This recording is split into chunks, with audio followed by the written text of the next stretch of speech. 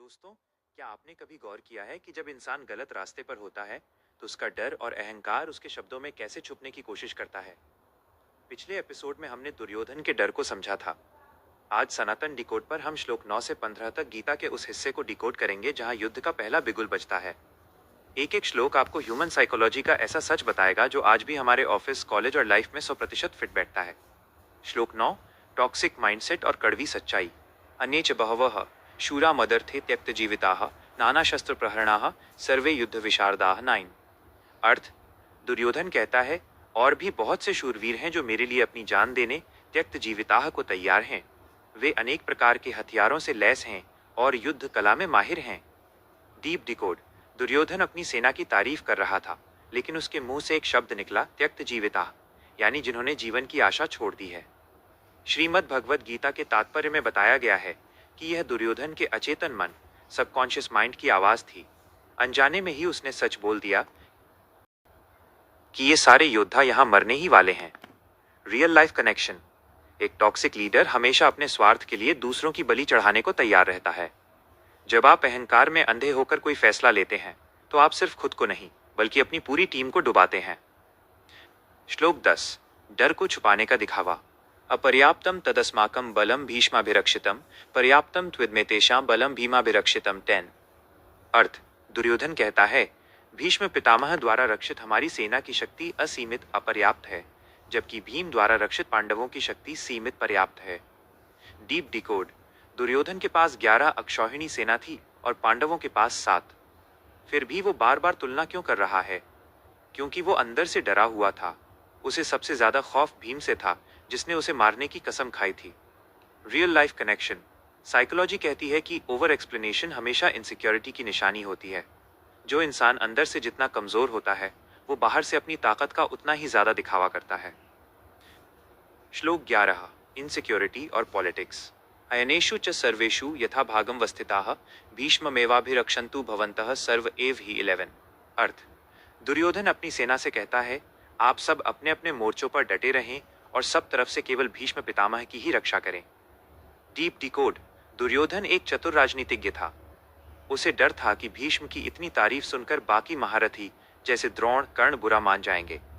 इसलिए उसने सबको महत्व देने का नाटक किया। साथ ही उसे पता था कि अगर भीष्म गिरे तो उसकी हार पक्की है।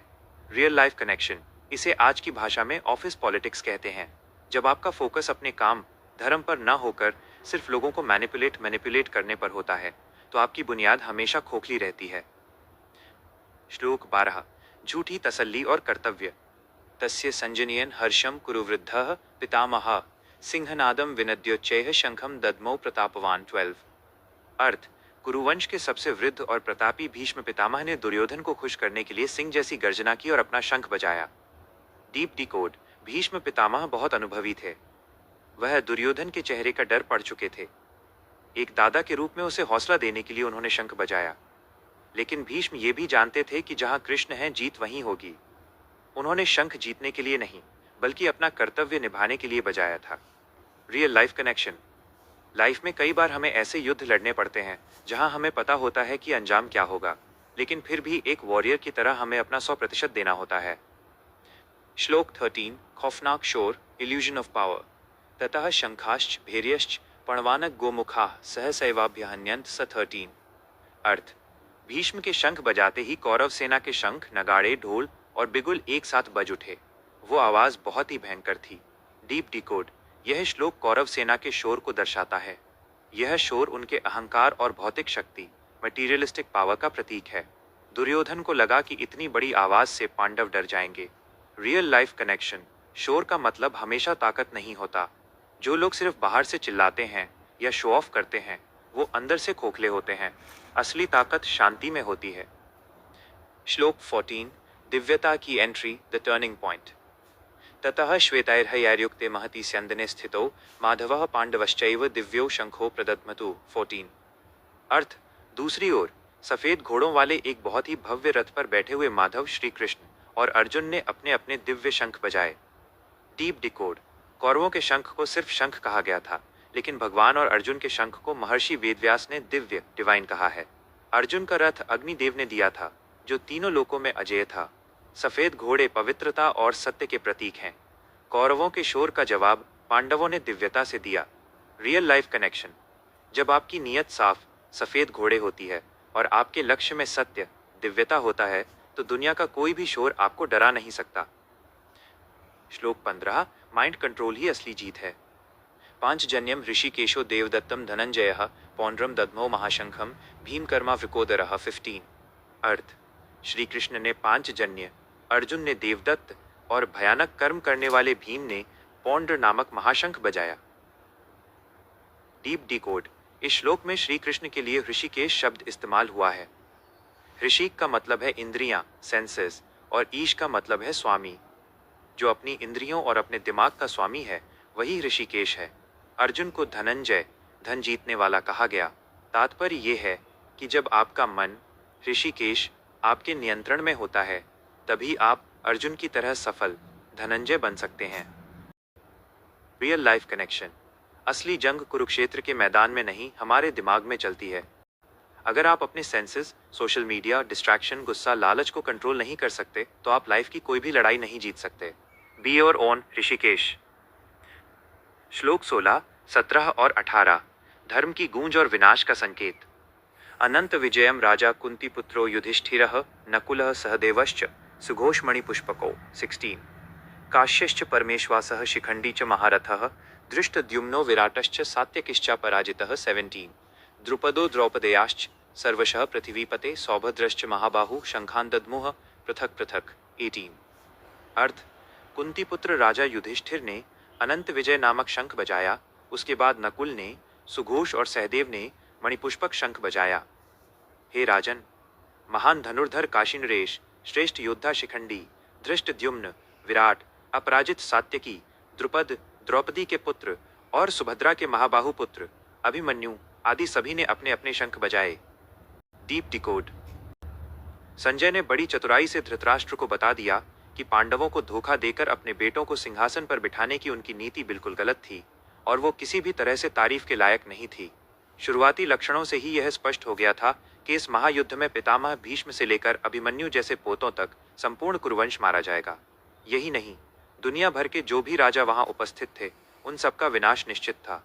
संजय ने स्पष्ट किया कि ये पूरी आपदा राजा धृतराष्ट्र के कारण ही आई थी, क्योंकि उन्होंने अपने बच्चों की गलत नीतियों को बढ़ावा दिया था। Real life connection. एक लीडर का अंधा मोह, ब्लाइंड अटैचमेंट कैसे पूरे साम्राज्य को डुबा सकता है, ये उसका सबसे बड़ा उदाहरण है। जब कोई पिता, बॉस या लीडर अपने लोगों की गलतियों पर पर्दा डालता है और उन्हें बढ़ावा देता है, तो वो सिर्फ उनका नहीं, बल्कि पूरी टीम और सिस्टम का विनाश तय कर देता है। श्लोक 19। Psychological attack, the ultimate impact. स घोषो धार्तराष्ट्राणा हृदयानि व्यदार्यत नभश्च पृथ्वी चैव 19। अर्थ। विविध प्रकार का यह शंखनाद बढ़ता ही गया।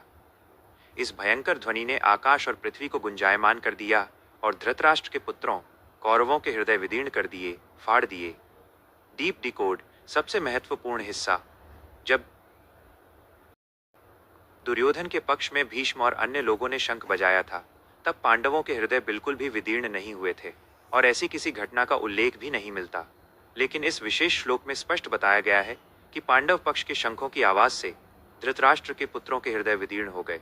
इसका मुख्य कारण ये था कि पांडवों का भगवान श्री कृष्ण पर दृढ़ विश्वास था।